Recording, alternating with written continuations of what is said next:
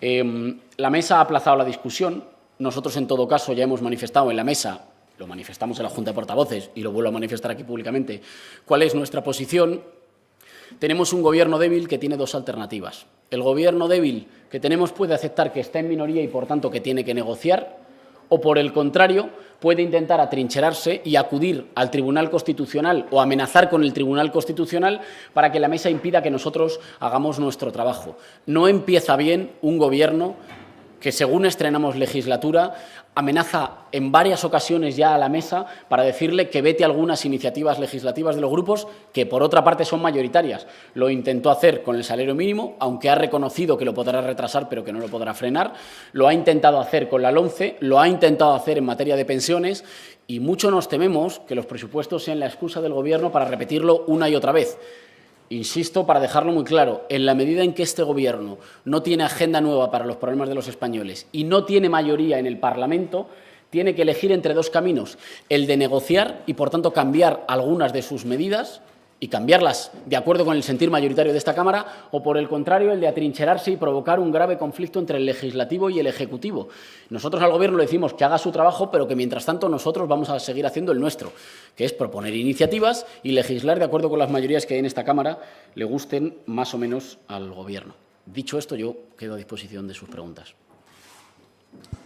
Sí, buenos días. Yo quería preguntarle sobre la postura que mantendrá el Grupo de Unidos Podemos en los distintos puntos que se van a debatir hoy.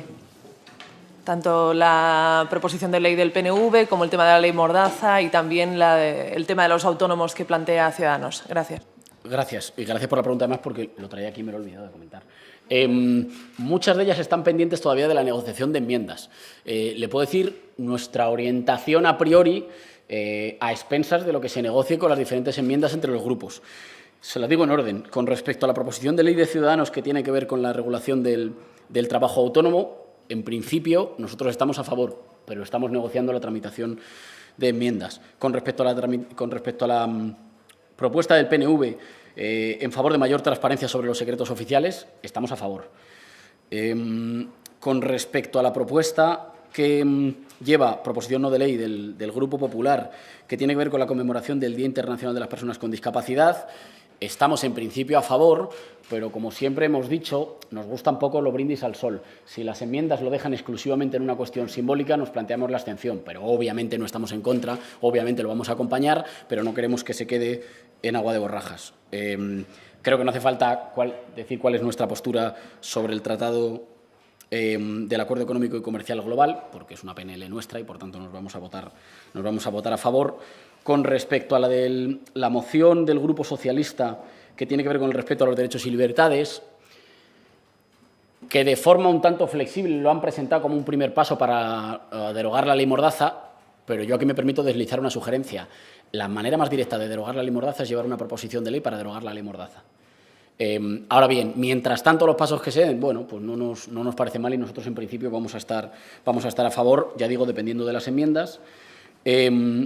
Nosotros llevamos después una moción como resultado de la pregunta al Gobierno de la semana pasada, que tiene que ver con pobreza energética, que se imaginan ustedes que estamos a favor, y el Grupo de Ciudadanos lleva una moción sobre la política del Gobierno en materia de lucha contra el fraude y de reforma fiscal, y nosotros, en principio, estamos a favor. Ahora bien, la enmienda que quiere introducir el Grupo Popular lo deja de nuevo como un magnífico canto que dice que lo bueno es bueno y lo malo es malo, y, por tanto, que deja sin ningún efecto ninguna iniciativa que aclare que el Gobierno no ha puesto todos los medios para perseguir el fraude fiscal y para que quienes tienen más paguen más, en la medida, por lo menos, que lo hacen sus socios europeos. Y, por tanto, nosotros decimos, estamos a priori a favor, pero es muy difícil que las dos enmiendas entren. O entra la enmienda del Partido Popular o entra la nuestra. No creo que podamos votar a favor si se acepta la del Partido Popular, como creo que si se acepta la nuestra, que está especificando de manera mucho más clara dónde está el gran problema, dónde está el gran agujero negro del fraude fiscal en España, que tiene que ver con las grandes fortunas, no creo que el Partido Popular la acompañe. En función de las enmiendas que salgan, pero lo puedo ir contando durante el Pleno, que, como saben, siempre está animado y vamos negociando todas las enmiendas. Buenos días, señor Errejón. Yo quería preguntarle dos cosas. La primera, ¿qué le parece que Pablo Iglesias le critique o le recrimine hacer propaganda con los debates de Podemos. Y la segunda, ¿qué le parecen las declaraciones también de Pablo Iglesias acerca de que no se trata tanto de poner a las mujeres en la primera fila política, sino de feminizar la política? Gracias. Gracias. Empiezo por la segunda. Creo que ha habido un claro caso de descontextualización, quiero pensar que no malintencionada, pero no es la primera vez, de las preguntas, o sea, de la reflexión de Pablo en la charla de ayer, en la que dijo algo que, por otra parte, hemos dicho los portavoces, pero sobre todo, y mucho más importante, las portavoces de Podemos durante todo este tiempo, que es que para feminizar la política sí es muy importante que haya más mujeres en posiciones de responsabilidad o de dirección. Tengo que decirles al respecto que me enorgullezco de ser el portavoz del grupo parlamentario con más mujeres en sus filas y que cumple más a rajatabla la paridad de todo el Parlamento. Sí, es importante la presencia de mujeres en primera línea, pero no agota esto las tareas para transformar la política en el sentido de ir aboliendo los techos de cristal que existen. Y, por tanto, sí es fundamental, no es suficiente. Este es el sentido de sus palabras y tengo que decir, por otra parte, que no es nada nuevo, que es algo que hemos dicho muchos otros portavoces en muchas otras ocasiones y que están saliendo a decir ahora, en estas horas, muchas portavoces de diferentes asociaciones de mujeres o de movimientos feministas. Con respecto al artículo de ayer, pude escuchar las declaraciones de Pablo, pero además las pude hablar porque ayer prácticamente nos pasamos todo el día juntos entre unas cosas y otras. Las declaraciones de Pablo no fueron sobre el artículo, fueron sobre la difusión del artículo. Que yo escriba artículos diciendo cuál creo que debe ser el rumbo mejor para Podemos, no solo es que sea sano, es que entra dentro de mis obligaciones como secretario político. Y, por tanto, lo voy a seguir, por supuesto, lo voy a seguir haciendo. Creo que Podemos entra en una fase en la que va a discutir mucho de política. Y está muy bien que sea así. Les invito a ustedes a hacer una comparación. Busquen artículos que discutan en abierto sobre diferencias políticas en otras formaciones políticas. Busquen tesis políticas, busquen discusiones conceptuales, busquen discusiones sobre cuál es el rumbo estratégico a seguir, busquen plumas que contrapongan argumentos a través de tribunas en la prensa en otras formaciones políticas y discutimos después sobre en qué medida el debate político afecta o no a las formaciones políticas. Creo que nosotros entramos en una fase en la que vamos a discutir nuestro rumbo. Mi papel como militante del cambio político y como secretario político es poner encima de la mesa las ideas que creo que nos ayudan a construir un Podemos que vaya a gobernar España. Y eso es lo que hice. Siempre hemos sido una fuerza política abierta, plural y democrática, y creo que nos toca doble ración de eso en los meses que están por venir y que está bien que se produzcan debates, que la gente los difunda, que se escriban 1000 artículos y que se discuta sobre ideas. Nos enorgullece estar en una fuerza política que hace eso. Pero tengo que decir, para que no haya malentendido, que escuché, porque las había comentado también antes, pero escuché las declaraciones de Pablo ayer al respecto y dijo lo mismo, que bienvenido el artículo y que bienvenida la discusión. Pero entonces, ¿qué le parece que critique no tanto que usted escriba un artículo, sino que haya habido una difusión por parte de miembros y dirigentes de Podemos de ese artículo, que haya criticado en concreto que se haya utilizado un hashtag y que haya acusado a esas personas de difundirlo, de hacer propaganda y campaña interna? No sé si cree que no lo hacen ellos también. No sé cuál es su reflexión al respecto de la difusión. Creo que está bien que cuando se lanzan ideas a la discusión pública, a la esfera pública, quien está de acuerdo con esas ideas las comparta, las difunda o las critique o las rebata con otro artículo. Invito a todo el mundo a leer ese artículo en concreto y a leer todos los que se escriban para que no se simplifiquen las discusiones y leamos negro sobre blanco cuáles son las hojas de ruta políticas puestas encima de la mesa. Me parece que esa es la forma sana en la que una fuerza política que quiere ganar su país para recuperarlo para la gente discute cuáles son las ideas mejores. Hay otra opción, solo conozco otra opción, que es que eso o no se discuta en absoluto o se discuta en lugares cerrados. Nosotros ponemos las ideas a la luz pública, lo hemos hecho siempre y lo vamos a seguir haciendo. Yo por lo menos creo que, digamos, es mi obligación como militante, pero además es mi cometido como secretario político. Me gustaría saber qué le parece a Podemos o si le parece adecuado que el Gobierno haya mandado al rey Juan Carlos como en la delegación a Cuba. Gracias por la pregunta. más allá de lo que haga el rey emérito, no sé si se dice emérito, no estoy muy puesto en cuestiones de dinásticas, más allá de lo que haga el rey emérito o el antiguo rey, creemos que lo más importante es a quién envía el gobierno, como representante del gobierno que hemos elegido o que nos debe representar a todos los españoles. El gobierno envía un secretario de Estado. A nosotros nos parece que en un entierro, que sea cual sea la posición de cada uno sobre el sistema político cubano, sobre los logros y también sobre los déficits en Cuba, sobre los claros y también sobre los oscuros, marca un momento histórico. La prueba de que marca un momento histórico es que van a ir prácticamente todos los mandatarios latinoamericanos de todos los signos políticos. Creo que salvo Mauricio Macri en Argentina, es el único que no va, si no estoy equivocado. Van a ir todos los mandatarios latinoamericanos. ¿Qué significa esto? Que es un evento latinoamericano, pero aún diría más, iberoamericano, del suficiente calado. Recuerdo que al mandatario que acaba de morir lo han recibido en España autoridades de todos los signos políticos, lo han recibido, han comido, se han dado abrazos. Es un evento de ámbito iberoamericano con la suficiente importancia como para que nuestro gobierno, que debería estar trabajando para que tuviéramos más peso internacional, enviara a alguien de un poco más calado. Por ejemplo, podría ir el ministro de Asuntos Exteriores y empezar a trabajar para volver a poner a España en el mapa. Nos preocupa que, de acuerdo con la política exterior española de los últimos años, hayamos desaparecido de la influencia y de las relaciones con América Latina, siendo que deberíamos ser el país puente entre la Unión Europea y América Latina. Pero la política latinoamericana ha desaparecido para el Gobierno español con una excepción: durante los 15 días que duran las campañas electorales. Ahí el Gobierno español vuelve a preocuparse por América Latina, pero cuando se acaban las campañas electorales, América Latina sale de nuestras preocupaciones y eso es malo. Es malo para nuestras empresas, es malo para nuestras relaciones geopolíticas, es malo para nuestro trabajo cultural y es malo para nuestra presencia en el mundo. Nos gustaría que el Gobierno español pudiera haber mandado a alguien con un poco más de calado, dado que se van a dar cita mandatarios de todo el mundo en una fecha que creemos que va a ser histórica, más allá de las posiciones políticas de cada uno. Estoy convencido de que cuando el señor Hollande dice que va a acudir a La Habana, no lo está diciendo expresando necesariamente una plena adhesión ideológica. Está actuando como representante y como estadista. Nos gustaría ver algo así en el caso de nuestro gobierno, pero les parece que con un secretario de Estado es suficiente. Hola, buenas tardes. Aquí. Ha mencionado las reflexiones a través de artículos. Quería comentarle uno que también se publicó ayer, escrito por varios asesores de la Secretaría General. En él se afirmaba que la línea de oposición que plantea usted es una línea que va con la idea de ser aliado y colaboracionista con el PSOE en vez de ser un frentista. Y que eso, bueno, aparte de que estaría encantado el PSOE con eso, también sería limpiarle la cara y perjudicar a Podemos. Entonces, quería saber un poco su opinión al respecto y no sé si eso también apostilla una idea que también se difundió un poco al hilo de las primarias de Madrid sobre la existencia de un Podemos dócil. Quería saber si usted siente que encarna ese Podemos dócil respecto al PSOE. Y también ahí se apuntaba otra idea que veo que usted insiste en ella, que es la de que existe un gobierno débil.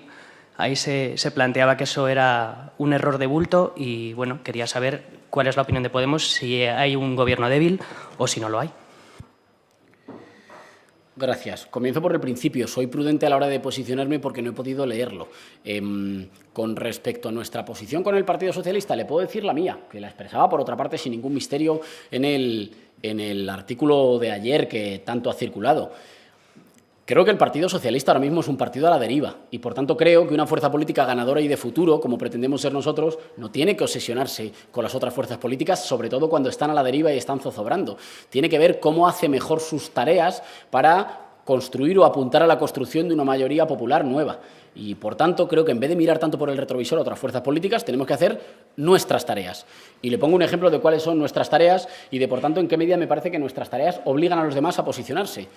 Cuando el Partido Popular quería poner al señor Fernández Díaz al frente de la Comisión de Asuntos Exteriores, nosotros trabajamos, nos movimos y llevamos la iniciativa para decirle tanto al Partido Popular que un señor reprobado por el Gobierno no era el más apto para esa plaza, como para decirle al Partido Socialista que le ofrecíamos incluso esa presidencia, pero que si no presentaríamos candidato alternativo. ¿Qué consiguió esa posición?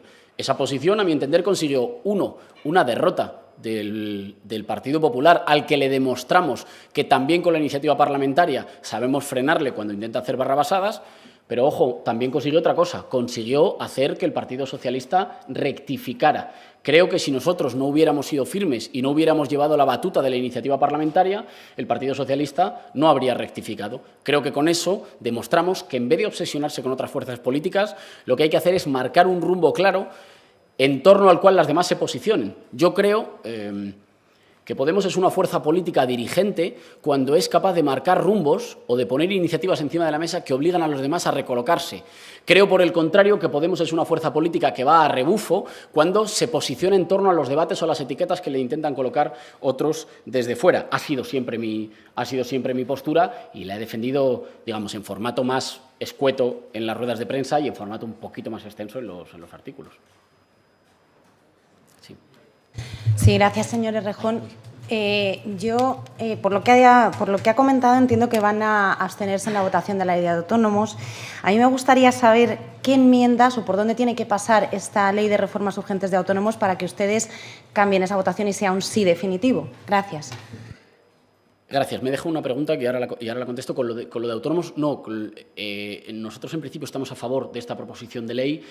Lo único que, como sabemos que se está negociando con más grupos, estamos a la espera de ver cuáles son las enmiendas de otros grupos para ver si son compatibles. A priori, si tuviera que decirle a estas horas, pero ya digo que esto se mueve, si tuviera que decirle a estas horas, le diría que nosotros, en principio, somos favorables a la proposición de ley. En principio, a espera de las otras enmiendas que se negocien con otros grupos, a horas de ahora somos favorables.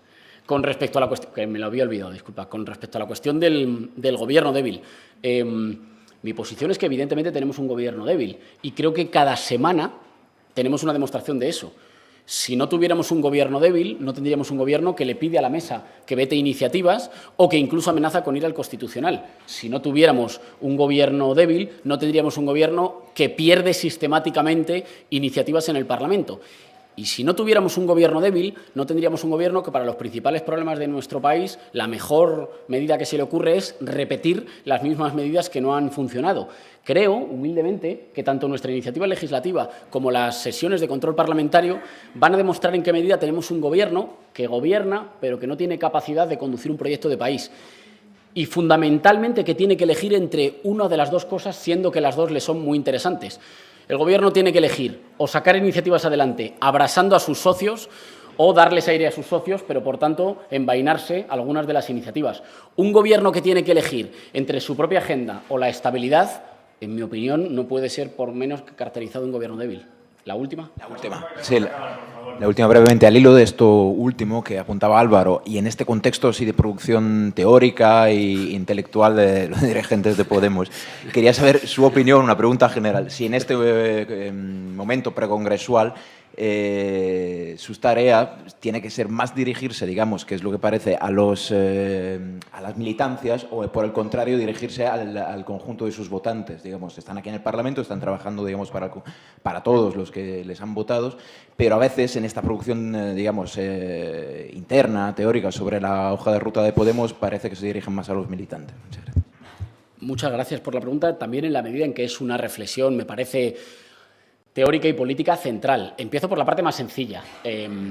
Creo que tenemos que aprender también a descodificarnos a veces y que las reflexiones políticas que hagamos, las hagamos no solo abiertas para el conjunto de los españoles, sino también en castellano, que eso a veces yo creo que ayudaría bastante.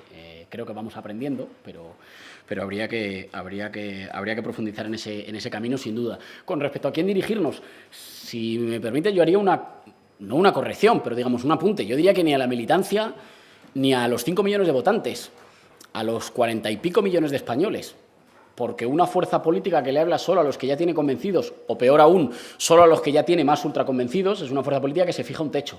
Como creo que hemos nacido siendo una fuerza política inconformista, nuestras discusiones políticas le tienen que ser de utilidad al conjunto de los españoles, hayan votado lo que hayan votado. Intentaba explicarlo también en el artículo de Marras. Una fuerza política patriótica defiende intereses también de ciudadanos que no le han votado. No porque su voto no sea legítimo, sino porque, como pretende tenerlo, se hace cargo también de los problemas, de las preocupaciones y de los deseos de quienes todavía no le acompañan o no le han otorgado la confianza.